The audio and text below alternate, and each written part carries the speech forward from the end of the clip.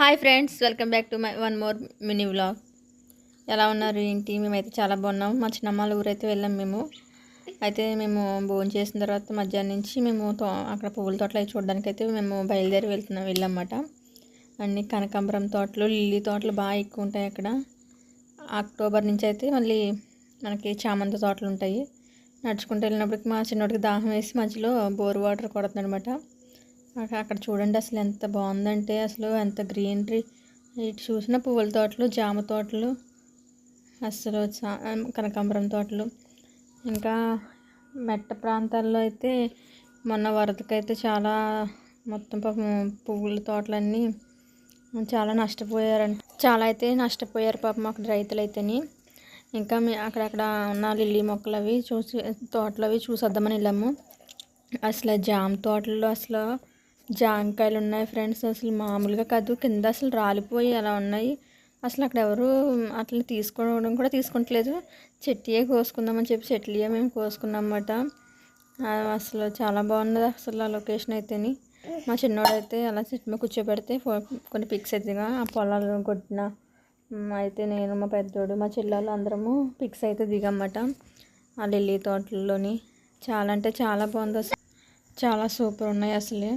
Pics కూడా చాలా బాగా వచ్చాయి. అవి లిల్లీ తోటలో ఒక దుంప అన్నమాట. అది ఒక దుంపకు వచ్చి ఒక అలా పొడవుగా వచ్చి మనకి ఒక 20-25 అలా వస్తాయి ఫ్లవర్స్. ఒక గుర్తులా వస్తాయి అన్నమాట. రోజుకి 2-3 ఫ్లవర్స్ అయితే విడుస్తాయి అన్నమాట. అసలు అట్లా స్మెల్ ఉంటుంది, సూపర్ ఉంటుంది అసలు.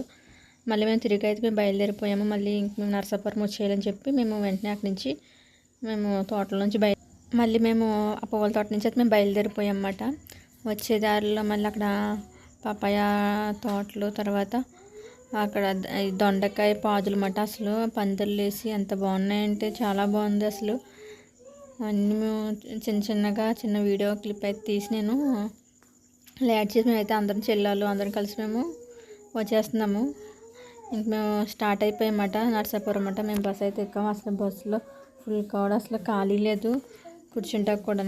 అయితే పిల్లలతో కలిసి మేమైతే పాపం పిల్లలతో ఉన్నామనేసి ఒక అంకుల్ ప్లేస్ ఇచ్చారన్నమాట. మా చిన్నోడైతే పడుకునిపోయాడు. ఇంక మేమైతే ఇంటికి వచ్చేసాము. చూడండి, ఆ బ్యాగ్ నిండా అసలు ఇన్ని కూరగాయలు అంటే అసలు అన్ని రకాలు మేము మా చిన్నమ్మ కోసి పెట్టిందన్నమాట. బత్తాకాయలు, జాంకాయలు, దొండకాయలు, ములక్కాయ, చెప్పాలంటే అన్ని రకాలు. అక్కడ కంద, గోంగూర, చిన్న రైతు బజారే ఉంది మా ఇంట్లో అప్పుడు వచ్చిన రోజునే చెప్పాలంటే.